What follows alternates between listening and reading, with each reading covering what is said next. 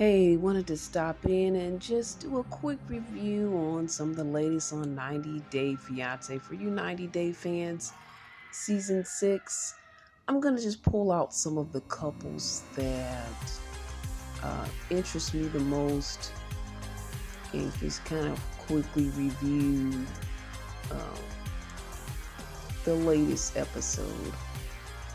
And I think I'll drop something in the description so you guys can check it out for yourself if you'd like to see more. 90 Day Fiance can be seen on TLC, the Learning Channel. Now, there's one couple, Amanda and Razvan, that stand out for me. Amanda lost her husband sadly to cancer. She has a couple of children. She meets Razvan from Romania, and she ended up going there to visit him and to meet up with him after so long of courting. It says 4 months of them dating online. And she can't really focus on him because she's thinking about the kids. She feels mom guilt. Her husband had passed, so one of her little son mentioned that daddy died while they were on the trip. And FaceTiming the kids, he just out of nowhere says daddy died. So I understand why she has some feelings of guilt, a lot of feelings of guilt. And I mean, it looks real. It looks like this isn't a put on. She really feels guilty about moving on. And maybe it is a little bit too soon for her. Or Razvan wants to continue on with the relationship. He's possibly wants to come to America. And she's just basically turning him down, saying everything's too fast. And I understand all of that, but I just feel like she really shouldn't have stepped out there like that if she wasn't ready. And I know a lot of times you may not know if you're not ready until you step out there. But I just feel like she's very emotionally still caught up in her as a widow, her past relationship with her husband that passed on, as well as her kids. Those are her priorities. And maybe she shouldn't have pulled Razvan into this, knowing that she probably is not ready to move forward. Razvan seems like he is caring about the situation, but he also seems like he's caring about really trying to get deeper into their relationship. And I don't know if America is his biggest goal, but he said he was going to try to get a tourist visa there to come see her, and she just kind of was like, no way, and just kind of shut him down. And I don't know if she's reacting the best way to um, this relationship or in this relationship. But honestly, she's going through so much right now. I really can't judge her on that and her emotions. But I feel like maybe she really should step back and slow down, sadly. And just Razvan needs to probably wait it out.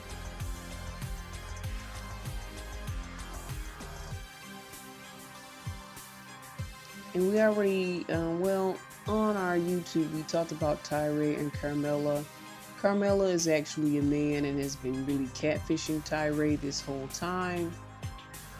And they're trying to do further investigation into this and see what's going on the show. But I don't really know where it's going to go since Tyree found out that Carmela was really a man. Uh, what else can they do in this situation? Just like catfish, basically all they could probably really do is meet up with that person and just have some closure. I really don't know where they're gonna go with Tyree and Carmela's story. They have one of their first deaf people on the show. David is deaf from Nebraska, and then there's Sheila. She's from the Philippines. And I think she wears, she's also has a hearing disability, but I don't think she's completely deaf. She wears a device on her ears in order to be able to hear. So I think that's going to be interesting to watch their journey, and hopefully they find love together. Gino and Jasmine, we've seen them before in previous 90 Day series, and to me, it's just like Jasmine is very annoying, just like she was before. But they were recently fighting over peeling potatoes, cutting boards, and all of this, to me, petty types of things. And Jasmine was crying like, Gino, Gino, and it was just, I was just so annoyed. I felt like I was watching a bad episode of I Love Lucy, and Jasmine was just crying it up. Gino was so detached, and he has all of these hats that he keeps on constantly. I was watching the Pillow Talk where they watch the episode and they talk about it, the previous cast members, and they were like, does he really have a sleeping hat? He changed his hat. Instead of taking off his hat to go to sleep, he changes into another hat to go to sleep. And they're like, does he ever really have a sleeping hat with a ball on the end?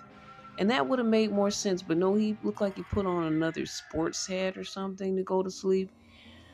So Gino and Jasmine are kind of annoying to me at this point and kind of just a joke for me right now. I can't take them seriously. The ones that really stand out for me, because our podcast is about faith, love, and trends, and that kind of all combines with this couple, Misha and Nicola. Misha later in life converted to Catholicism. She meets Nicola from Israel. He actually reaches out to her through social media and tries to help her get deeper into her faith. And they just become both these devout Catholics, which he already was one. He lives with his mom. He's 46, I think. She's 43. She's had kids and all of that. And technically, Nicola's 46. He's a virgin. And technically, in the Catholic faith, you are not supposed to marry somebody that's been divorced. But in his mind's eye, he says she's been converted. Technically, I guess she's been saved. And the Catholic faith is a little bit different, the different terms or whatnot. But she's now a new creature and they can be together. He hasn't told his mother. He lives with his mom. He thinks his mom is probably gonna just freak out about it. Him being a Catholic in Israel is something that's somewhat rare. But in his belief system, in his culture, they also believe in marrying virgins as well. So it's going to be an uphill climb for this couple as they navigate what their relationship is going to be, if they're going to get married, and all of these things. Because again, Misha actually comes from a world where she was out there partying. She's got a couple of kids. She has sexual experience, and Nicola has no sexual experience. And they're both in their 40s. So that's going to be kind of a different dynamic that I'm interested in seeing how they navigate that. To me, this is my early assessment of Nicola.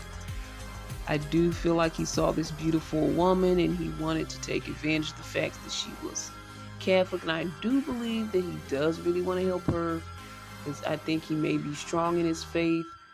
But he knew she was, I guess he found out by connecting with her that she was new to the faith. She needed a guy, so he comes to be her knight in shining armor as far as her Catholic faith, be her guide, help her to get deeper into what she believes, and, in a way, kind of attach himself to her in such a deep way that, he's like the first person to really show her the depth of her faith and this new beautiful thing in her life. So of course he's attached to her by that, and he's leading her and she's following him, and it almost feels like a cultic relationship at this moment in time. Like, I'm not gonna judge their full relationship, but just early on thoughts, I feel like he's really taking advantage of their faith and her faith and how strongly she's believed as a new convert. So I think that could be at play.